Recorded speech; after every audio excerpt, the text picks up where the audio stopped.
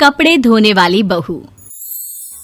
शादी के पहले से ही विभा को कपड़े धोने का बड़ा शौक था। कभी नल के नीचे तो कभी तालाब के पास। अरे मेरी नीली वाली लुंगी नहीं दिख रही है। विभा की अम्मा कहाँ रखी है लुंगी? अरे वो तो विभा ने परसों ही धोकर रखी थी आपकी अलमारी में, देखो वहीं होगी। वो ना मैंने आज धो दी, मुझे लगा कि गंदी हो गई होगी। अरे कैसे गंदी हो गई थी, उसे तो मैंने पहना भी नहीं। हे भगवान, इस लड़की के कपड़े धोने की आदत से परेशान हो गया हूँ मैं। जितना तो घर में राशन नहीं आता उससे कहीं ज्यादा डिटर्जेंट पाउडर का खर्चा है। इसकी शादी करवा दो, शादी जाए अपने घर में ही करे काम, फिर चाहे घर के कपड़े धोने हो या पूरे गांव के। हाँ ठीक बोल रही हूँ, देखता हूँ मैं कोई लड़का। वो दिन भी आ जाता है जब विभा को देखने लड़के वाले आ जाते हैं। लड़की मुझे अच्छी लगी। होने वाली सास कहती है, बेटी अगर कुछ पूछना है तो पूछ लो।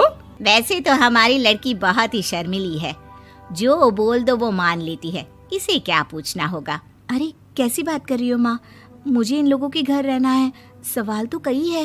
हाँ हाँ बेटा पूछ लो ना, क्या पूछना है। आप लोगों के घर कपड़े कौन धोता है? सास का मुंह बन जाता है।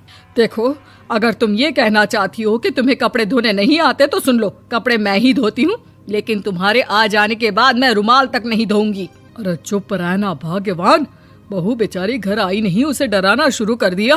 वो क्या है ना बिटिया, अभी तक तो ये कल्लू की माँ ही धोती थी, लेकिन अब तुम्हारे पापा तो दहेज में वॉशिंग मशीन देंगे ही। तभी विभा की माँ बोल पड़ती है, सवाल भी पूछा तो क्या। वैसे भाई साहब, मशीन की तो फिर भी कपड़े धोने की कैपेसिटी होती है, मतलब जो बिटिया दे रहे हैं ना विभा, इसे कपड़े धोने का बहुत शौक है। ये आप लोगों के क्या, आस पड़ोस गांव मोहल्ले सबके कपड़े धो दे और उफ तक ना करे। बाहर देखा नहीं आपने कितने कपड़े सूख रहे हैं, सब हमारी बिटिया ने ही तो धोए हैं। बस भी करो ना माँ, शर्म आ रही इतनी तारीफ सुनकर। और तो और एक दाग निकाल कर दिखाओ तो मान जाओ। हाँ अच्छा माफ करना बेटा, मैंने गलत समझा, हमें तो रिश्ता बहुत पसंद है। और ऐसे जुड़ जाता है रिश्ता कपड़े धोने का शौक रखने वाली विभा का। उसकी शादी हो जाती है कोयला फैक्ट्री में काम करने वाले कल्लू के साथ। शादी के बाद अचानक विभा चिल्लाती हुई सास के पास आती है। सासू माँ, अरे सासू माँ कहाँ है आप? ये तो धोखा है, धोखा दिया आप लोगों ने मुझे। इसे ससुर के चक्कर के बारे में पता चल गया। अरे तो उसमें तुझे क्यों धोखा मिला है? अरे नल में पानी नहीं आता, कपड़े कैसे कब धुलेंगे? अच्छा तू पानी नहीं आ रहा उसकी बात कर रही है। तो आपने क्या सोचा?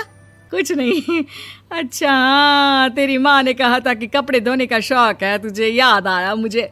शौक बोलकर कपड़े धोने वाले मेरे जुनून को कम ना आके सासू माँ, कपड़ा धोना मेरा गुरूर है।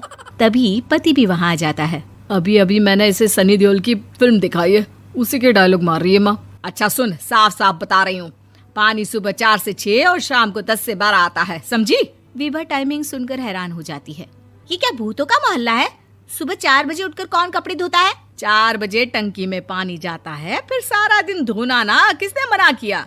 अरे कैसी बात कर रही हैं? 200 लीटर की टंकी में कितने कपड़े धो लूंगी मैं, सुबह ही उठ जाऊंगी मैं। अब क्या था, विभा सुबह 4 से लेकर रात के 12 बजे तक कपड़े ही धोती रहती। एक रोज सास पड़ोस से निकलकर कहीं जा रही होती है कि साथ वाली कहती है, हाँ कल्लू की माँ, जरा ये बताओ कि 2 साड़ी है, 2 ब्लाउज और एक पेटीकोट और एक नाड़े वाला लंबा कच्छा। हाँ तो? अरे तो क्या, कितना लोगी धुलाई ये बताओ। धोबन दिख रहे हैं हम क्या? हमारे पति सरकारी नौकरी से अभी रिटायर हुए हैं और बेटा सुपरवाइजर है कोयला फैक्ट्री में। धोबन समझ रखा है हमें। हाय रे कल्लू की अम्मा, माफ कर दो, वो तो मोहल्ले में यही सब बता रहे थे कि तुमने बहू को कपड़ा धुलवाने के काम में लगा दिया है। सास को पड़ोसन की बात सुनकर गुस्सा आ जाता है। वो घर पहुंचती है जहां घर के बाहर ही इतने सारे कपड़े सूख रहे होते हैं जितने कि किसी धोबन के घर पर। अरे ओ कल्लू की दुल्हन, बाहर निकल। माँ जी यहीं आ जाओ, बाथरूम में चादर धो रहे हैं हम। अरे अभी हम धोते हैं, तुमको बाहर निकलो। ये आस पड़ोस वाले बोल रहे हैं कि हम बहू से कपड़े धुलवा कर उसे कपड़ा धोने वाली बना दिए हैं। अरे छोड़ो ना माँ जी, किन लोगों की बातों में आती हो? आस पास के लोगों का तो काम ही होता है कि वो किसी तरह सास बहू को लड़ा दे। बहू सारे घर के कपड़े धोती है, ये क्या कम है? बोलिए।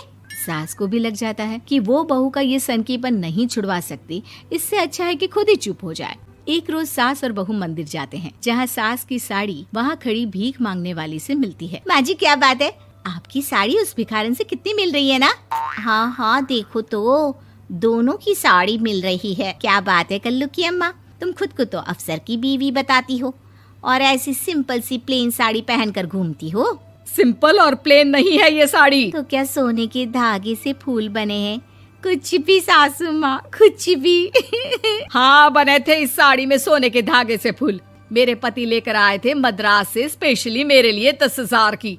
ताहे भाई साहब इस भिखारन के लिए भी सेम टू सेम साड़ी लेकर आए होंगे 10,000 की। सास उस वक्त तो कुछ नहीं कहती, लेकिन बहू के साथ घर आती है और अलमारी से एल्बम निकाल कर लाती है। ये साड़ी देख रही है, ये वही साड़ी है जिसे मैंने अभी पहना था। इस साड़ी में ये जो चमकदार फूल दिख रहे हैं ना, ये सोने के धागों से काढ़े गए हैं। लेकिन तू लोकल वॉशिंग मशीन ब्रश से घिस घिस कर सारे फूलों को निकाल कर साड़ी प्लेन कर दी। मुझे माफ कर दीजिए सासू माँ। और तो और, जब मैंने तुझे तेरी गलती के लिए कुछ नहीं कहा, लेकिन तूने तो सबके सामने मेरा मजाक ही बना दिया। क्यों? बहू को समझ में आ जाता है कि अब से उसका कपड़े धोना बंद।